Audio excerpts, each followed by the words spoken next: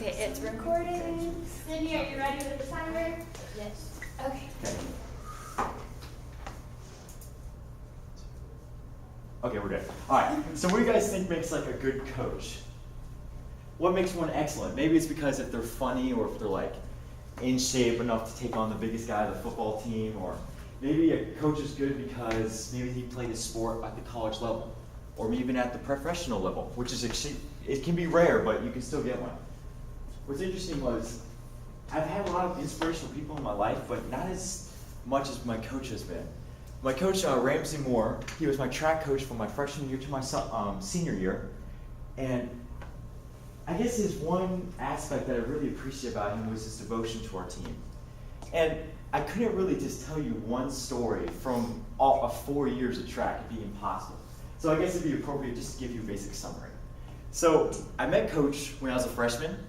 As you can well imagine, me as a freshman was maybe like 5'7", combed over hair, out of shape, had no idea what I'm doing on the track team, along with a bunch of older juniors and seniors who knew what they were doing, amazing at track. And you would think, well, Coach would probably be like, hey, I'm going to work with these guys because they're older, got to get them developed for college. But on the contrary, when I first came, Coach was like, hey, what's your name? What do you want to get into? I was like, well, maybe mid-distance. He's like, okay, well, we can get you there. What races are you thinking? Well, maybe like the 400 or the 800. And he's like, okay, we can help you do that. And by the way, the 400 and 800 is like 2 laps, 4 laps, etc. And so he helped me, and I was like, wow, this is really cool. I'm such a young athlete on the team. I have a whole team of like 60 plus people. And I was like, wow, he's actually taking the time to get to know me. So I was like, all right, this is awesome. So go forward to junior and senior year, skip sophomore year, it's pretty much like freshman year. And this is about the time where I'm starting to realize how much track sucked and was enjoyable at the same time. Honestly, you're probably thinking, how in the world could a sport like track ever be enjoyable? And somehow my coach, his devotion, he was not only devoted to making us better athletes, he was also devoted in making the sport fun. He would do stuff like Christmas parties that would help us just bond together as like a community, get to know each other. He would make us easier practices, as in he'd let us play capture the flag or dodgeball before practice, just to create a relaxing atmosphere. And which was really nice, because in the thick of things, when you're trying to get your times down, you're doing all these hard workouts, it's nice to take a break. But then Coach knew that balance. He knew, all right, we're going to make it enjoyable, but we're also going to make it hard. And what I liked about Coach was he wasn't just that coach that would leave halfway through practice saying, all right, guys, do the rest of the workout, you're on your own. He would always stay to the bitter end, to the last person leaves the track, saying, hey, I'll be here, you get your times down, I'll watch you, and I'll stay here till you leave. And that's just something I really appreciate about my coach. And not only was he just devoted to making our team good, but he also cared about relationships. I can remember just this past season, several of us were injured. And once you get injured, it's kind of hard to get back up because you're nearing states, you're nearing nationals, you're like, what am I going to do? And Coach would take time to come to me and other people and saying, hey, I know you're injured, I've been here before, how can I pray for you? And he would pray in the beginning of practices and say, guys, it's in God's hands. Whatever you do in this next few meets, it's okay, because we're going to give God the glory anyway. So I'll be here right with you. I've been here before. It's okay. And that's just something I really appreciate about my coach, is just his devotion. And a few things about my coach. He's from Texas, so he's a Texan. He knows how to work hard. He graduated from LU in 2001, and he was actually a Big South champion for pole vault, which is extremely hard to do, especially back in his day when almost everybody ran track, especially on the high school and college level. He also made the 100 points team at OU, and he was also on the U.S. men's team, not the national team, something a little bit different. And I guess just one thing for you guys to take away from Coach is his devotion. Think about your jobs, your sports that you play in, your relationships. If you're not devoted to them, then why are you in them? Devotion is what helps you get the greatest out of whatever you do. And the Bible says in 1 Corinthians 10:31, so whatever you eat or drink or whatever you do it all for the glory of God. And Coach really showed that through just making our team the best it can be. And he would always give God's glory for it. And I always challenge you guys to do your best and be devoted in whatever you do. Thank you.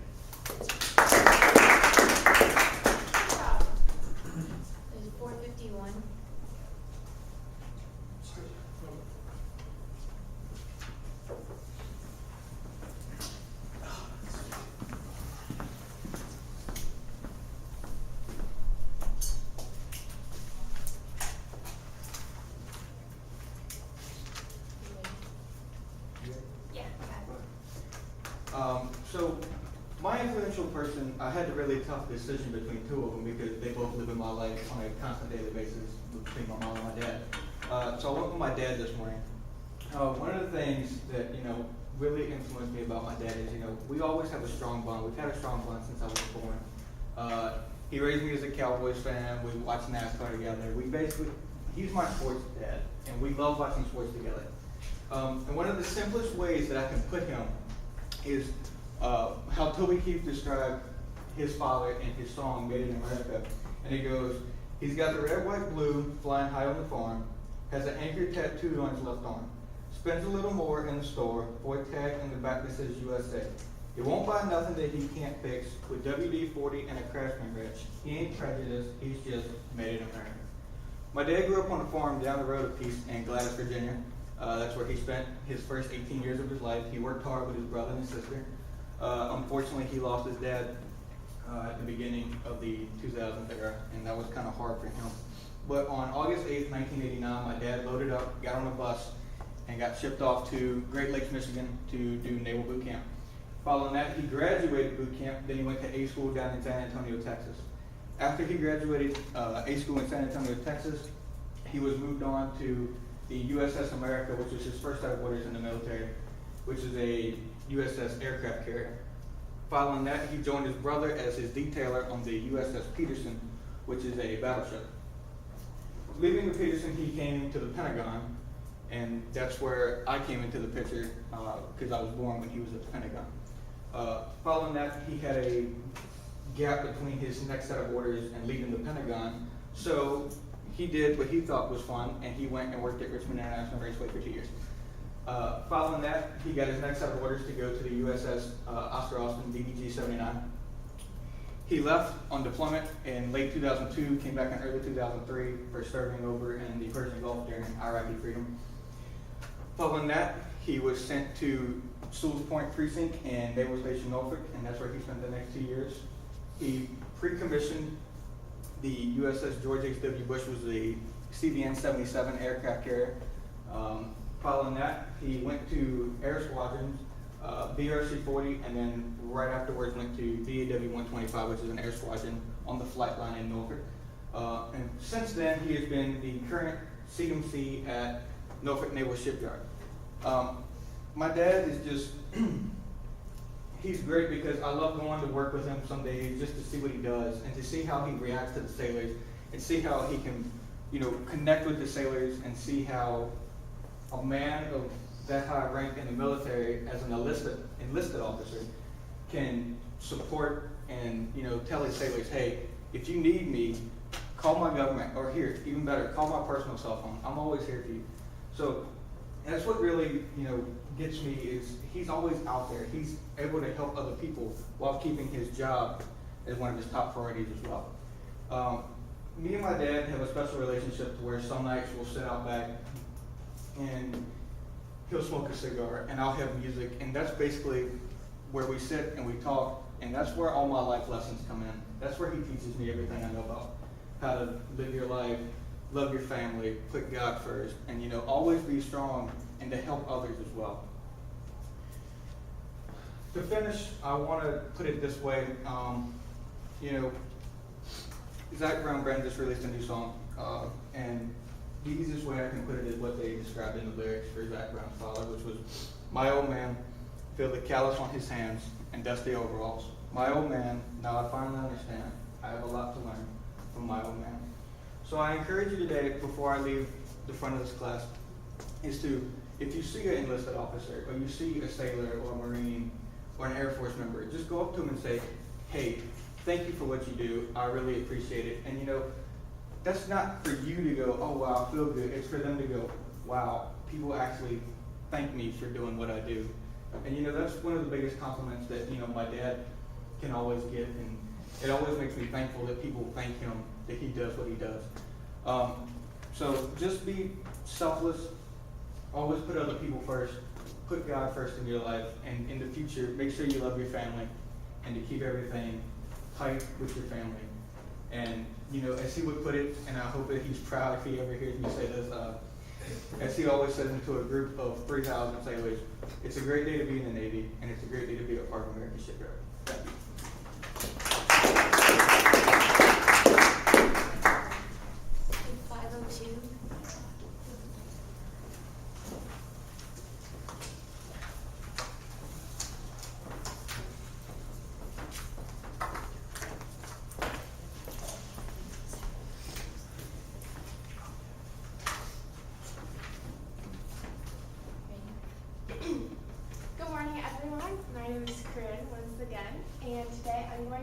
about someone who's just been really influential in my life.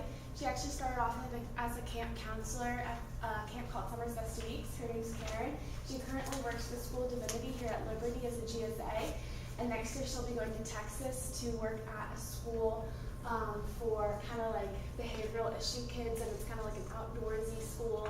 And she'll be like looking after like a group of girls on the hall and be like a dorm mom essentially. But the story I have about her was we were in cabin 11. She was my camp counselor, and we were all out of the cabin just talking, doing like devos, and then someone from leadership, like it's like bing, bing, bing, and then like we don't know what it is, and then come in the cabin, they're like, girls, there is someone outside, a drunk fisherman. We don't know if he has things. You guys need to get in your bunk now, lay down, be quiet, don't make a noise. This is a group of 16-year-old girls, so we're freaking out, but we can't freak out. So it's like, okay. So we hear like this, like a lot of profanity, a lot of screaming, and this is like a Christian camp, so like it's a little unsettling. This was at that time it was my 7th year there. Nothing like this had happened before, so we're all freaking out. Karen was just so calming. Eventually, after like 30 minutes of like screaming, finally he went away. And then again, like at 3 in the morning, I hear a, hey, where are you at? So I just stood up and I'm like, Karen, he's back. So then my other counselor goes to sneak out and tell leadership. I'm telling her she can't go. And why that just is like such a significant moment. I was 16 and I was freaking out over some fisherman, and she didn't show me like any like grin really.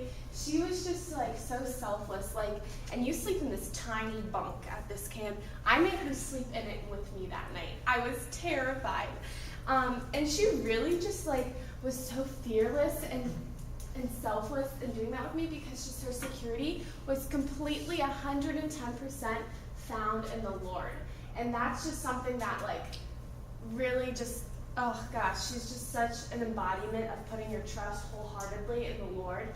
And that was just something as a 16-year-old girl to see so first-handedly made me like want to do that and want to be like that from a young age. So just for like a review, really just, she just wholeheartedly loves the Lord and she pursues him completely, and that's just something that you can see. She's one of the type of people that you go up to her and you're like, wow, that person loves the Lord. Wow, that person knows Jesus. And like, she just like, she's one of those people when you talk to her, it's just you and her talking. Her attention's completely on you. She's completely invested in you. She just completely loves. And the Holy Spirit just like exudes from her, and she's truly an embodiment of what Jesus called us to be here on earth, and that's a disciple. So, yeah, she's like gonna go out and do a big impact in the world. Like I said, she's going into like outdoor ministry. She's been a camp counselor ever since she could. She's gonna go devote the rest of her life to loving on kids who perhaps have had a little bit of hard time being loved on, and hopefully show them the love of the Lord and soften their hearts like completely, just so that they can pursue the Lord and like have a relationship with them and hopefully turn their lives around, because they are at that school because they didn't have like behavior-wise. But yeah, just for like, I guess Molly went to emulate Karen because she just loves the Lord completely, and she just feel like you feel the Lord's love when you are with her. John 13:35 says, "But this everyone will know that you are my disciples if you love one another." I know Karen is a disciple of the Lord, and I like hope you guys all can be too by the way you treat others and just invest in them completely like the Lord invests in you. Thank you.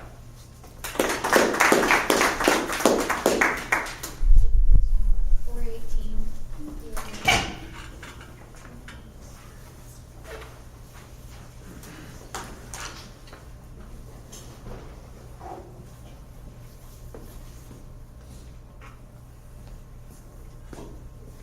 Actually, let me get a drink of water. Oh, okay. Sorry. I sound like a frog today.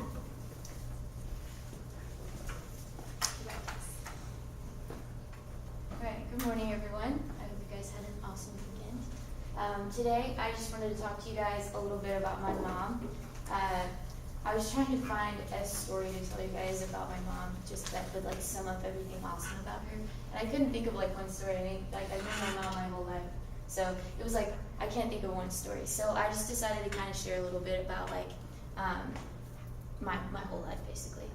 So from the time I was 4 years old to when I graduated at 17, my mom homeschooled not only me, but also my brother and my sister as well. So that means like 24/7 with 3 children. And somehow she managed to also have a part-time job through that and to volunteer in our church, as well as like volunteering with nonprofit organizations in our community. But through all of that, she also like made time to love on her kids and to be uplifting and encouraging to the people in community with her. Amazing woman. So that kind of like explains itself of why I want to talk about my mom. She's a really cool lady. The influence that she has on the lives of people around her, not only me, but like the people in community with her, it's amazing to watch. She strives so hard to have intentional times of one-on-one time with me, with my sister, my brother, and just the people in our lives that are important to her, and just whether she's encouraging us spiritually or helping me academically, she's just always been intentional with that and just pouring into my life in that way. She also does that in our community as well, just always striving to find opportunities to love on people and to show people the love of Christ. And I actually heard this quote the other day in one of my classes, and it's R.C. Sproul, and he says, how much do you have to hate a person not to tell them? And immediately I just thought of my mom as soon as I heard that quote. She's always taught me to live above reproach, and to just strive to be the light in the life of Christ in the world around us. And she not only like told me these things, but she's also the example of that in my life as well. To tell you a little bit about my mom, she grew up in this really, really tiny town called Hanoverton, Ohio. You've never heard of it. Like, we're talking like maybe 100 people live there, and like they just had one of those like flashing yellow, like, have you guys seen the movie Cars? You know how they like have the flashing stuff? Like, that's how tiny that town is. So pretty impressive, you know. So she graduated from high school there, and she came to Liberty University, studied finance, and she met my dad here. She got married after they graduated, all of that fun stuff. Job-wise, my mom has worked in anything from finance for a small business. She worked in the finance department. She's worked in an auto shop. She has been a fitness trainer, and now her current job is the manager of a small local coffee shop. So really interesting vocation. But she also, through this time, the last 8 years that we've been going to this church that I go to, she has served in so many different roles, and now she's currently serving as the kids director at one of our campuses. Just a little bit about the impact that she has in my life and in the lives of the people around us. It's not always the impact that you can see in a person's life, and it's been really cool to like watch my mom be willing to pour into other people's lives, even if she knows that she won't see the direct results of it afterward. My mom has been such an impact in my life, whether it's through like the wisdom that she pours into my life, or just the example that she sets for me to follow. It's been really cool to just watch her lead me in that way. And it's not just the example that I can see, but it's also an example that everyone around her can see, and it's the thing that marks her as eternally changed. And she calls me to be better. She calls me to better things, and she calls me to be the best version of myself possible. So I would call you guys to emulate the actions of my mom, whether it's her actions of uplifting and encouraging the people around her, or her loving attitude toward anyone, and just that amazing personality that she has.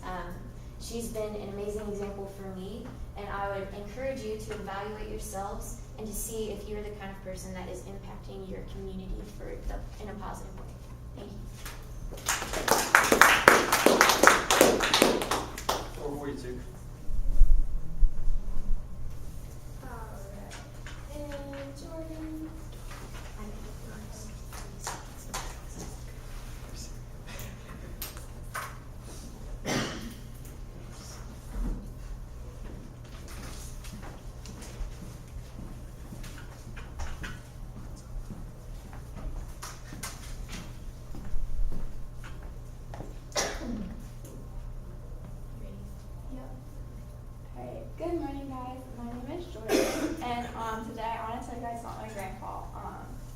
he has just been a really impactful person in my life.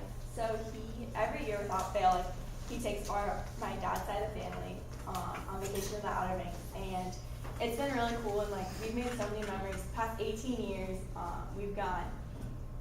But the reason it's so important is just because like the family he came out of is not like what he has done for us. Like he redefined family in so many ways. But he grew up in a really dysfunctional home. His dad was an alcoholic. His mom married 5 times throughout his childhood. So his parents were just not there for him, and he knew he did not want that life. He worked really, really hard, got involved in football and track, went to OU and ran track. But he got injured halfway through his college, so he was a pole vaulter and he was no longer able to pole vault. So what he did was he decided to stick around in the program, and he started like learning from the coach, and like the coach really kind of trained him. And it was one of the really good coach at the time. So my grandpa, through his like perseverance and like staying with the program through his injuries, learned a lot about coaching. So he got a job at a high school when he graduated, teaching and coaching. But that shortly turned into like he got offered a job at Miami of Ohio to be the head track and cross country coach. So he took off with his career with that.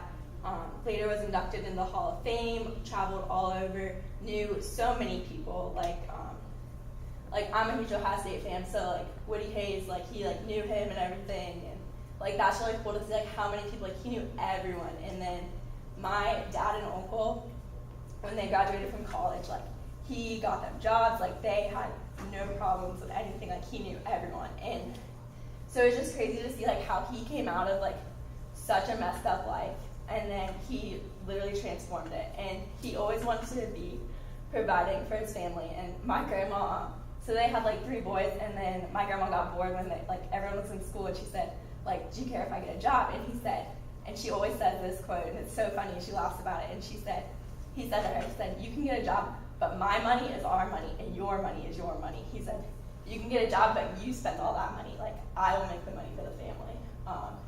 So that was just cool to see like how he like knew that he wanted to provide for the family, unlike his dad.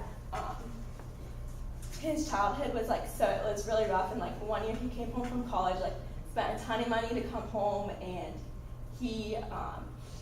his mom had moved, didn't tell him.